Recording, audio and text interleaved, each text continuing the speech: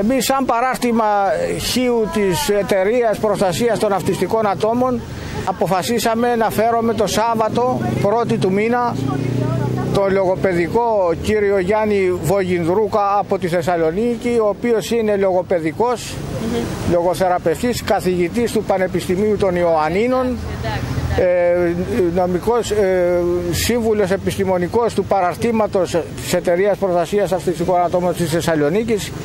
Είναι πάρα πολύ καλός στο είδος του, όπως μας διαβεβαιώνουν και οι λογοπαιδικοί της Χίου που παρακολουθούν ανελιπώς τα σεμινάρια του. Να έρθει εδώ στη Χίο, θα έρθει στο Ομήριο στις 9 η ώρα μέχρι τη 1 και θα μιλήσει στο κοινό, και το απόγευμα θα μιλήσει στα μέλη του παραρτήματος, μόνο στα μέλη του παραρτήματος, και θα δώσει οδηγίες για το θέμα της επικοινωνίας των παιδιών, διότι ένα αυτιστικό άτομο το πρώτο πράγμα το οποίο φανερώνεται είναι η έλλειψη επικοινωνίας και ομιλίας.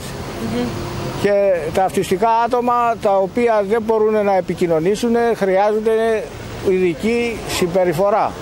Και αυτό θα εξηγήσει στους γονείς και στους κηδεμόνες ο κύριος Βογινδρούκας, ο οποίος είναι ειδικός για αυτά τα θέματα. Για το Σύλλογο, πρώτα απ' όλα, οι μερίδες γίνονται για να μάθει η Χίος και η τοπική κοινωνία, η δικιά μας, ότι υπάρχει και αυτό το θέμα της αναπηρίας που είναι ο αυτισμός. Ο αυτισμός δεν φαίνεται εξωτερικά στους ανθρώπους, είναι εξωτερική μορφή. Απλά έχει πρόβλημα στην κοινωνικοποίηση, έχει πρόβλημα στη γλωσσική, έχει πρόβλημα στην επικοινωνιακή, έχει πρόβλημα γενικής. Από εξωτερικής απόψεως δεν υπάρχει πρόβλημα.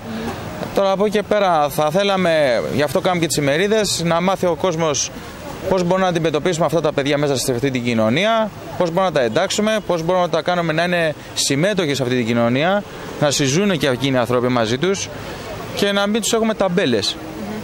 Πάνω απ' όλα. Εμείς δεν είμαστε ειδικοί.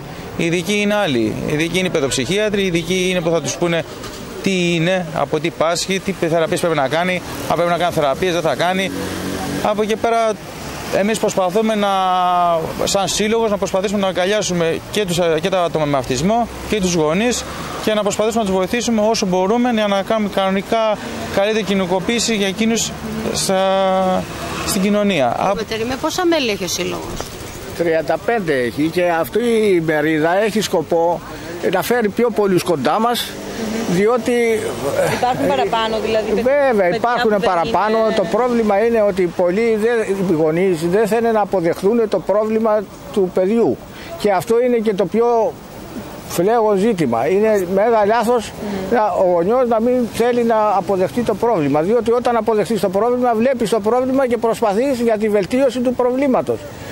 Ο αυτισμός δεν θεραπεύεται, αλλά με την εκπαίδευση του δίνει μεγάλη βοήθεια στο άτομο, διότι κοινωνικοποιείται, βγαίνει έξω, αναλιάζει παραστάσεις, όταν να είναι κλεισμένο μέσα στο σπίτι είναι ό,τι χειρότερο. Τι εκπαίδευση προσφέρετε σε αυτά τα παιδιά εδώ? Σε αυτά τα παιδιά πρώτα τα πάμε στο ειδικό σχολείο, στο ειδικό γυμνάσιο, το οποίο παλιά δεν υπήρχε. Τα πηγαίναμε στα σχολεία τα κανονικά και μας διώχνανε. Και ένας γονέας στην Αθήνα, ο οποίος ήξερε και πήγε στο Υπουργείο και το λέει: θέλω εκπαίδευση για το παιδί μου. Το παιδί μου έχει αυτισμό και δεν μπορεί να παρακολουθήσει το κανονικό σχολείο, αλλά κατά το Σύνταγμα είναι υποχρεωτική η εκπαίδευση και πρέπει να παρέχετε εκπαίδευση ανάλογη για τις ικανότητες του παιδιού μου. Και έκανε προσφυγή στο Συμβούλιο Επικρατείας και κέρδισε και γινήκανε τα ειδικά σχολεία. Διότι μας διώχνανε από τα σχολεία τα κανονικά. Τον κόσμο τον διώχνανε, γιατί το παιδί δεν μπορεί να κάνει τίποτα. Και ενώ το κάθε παιδί έχει ορισμένες ικανότητες. Ένα μεγάλο θέμα είναι να σημειώσω ότι στην αυτή τη μερίδα που διοργανώνουμε κυρίως έτρεξα να ενημερώσω τους παιδικούς σταθμούς και τα νηπιαγωγεία και τα προνήπια, διότι από εκεί, επειδή το φάσμα του αυτισμού φαίνεται από 2,5-3 χρονών και πάνω, έχουν προβλήματα και τα νηπιαγωγεία και οι παιδικοί σταθμοί, πώς θα τα αντιμετωπίσουν αυτά τα παιδιά μαζί με τα άλλα παιδιά. Γι' αυτό κάλεσα και τους ιδιωτικούς και τους δημοσίους παιδικούς σταθμούς και αυτά, να μάθουν και οι ειδικοί πώς να τα αντιμετωπίσουν μέσα στο σχολείο, μέσα στους παιδικούς σταθμούς, και κυρίως πώς να ενημερώσουν τους γονείς και με ποιο τρόπο να το πούνε ώστε να ξεκινήσουν οι θεραπείες. Γιατί ένα παιδί αν ξεκινήσει τις θεραπείες όσο πιο νωρίς γίνεται, τόσο πιο καλά θα είναι τα αποτελέσματά τους. Καταλαβαίνετε τώρα. Βέβαια ένα άτομο με αυτισμό, όταν γεννηθεί με αυτισμό, θα πεθάνει και άτομο με αυτισμό. Δεν θεραπεύεται, απλά προσπαθούμε να κάνουμε όσο το καλύτερο για να είναι αυτοδημιούργητος σε αυτή την κοινωνία και να μην ξεχωρίζει από τους άλλους, να μην υπάρχουν ταμπέλες.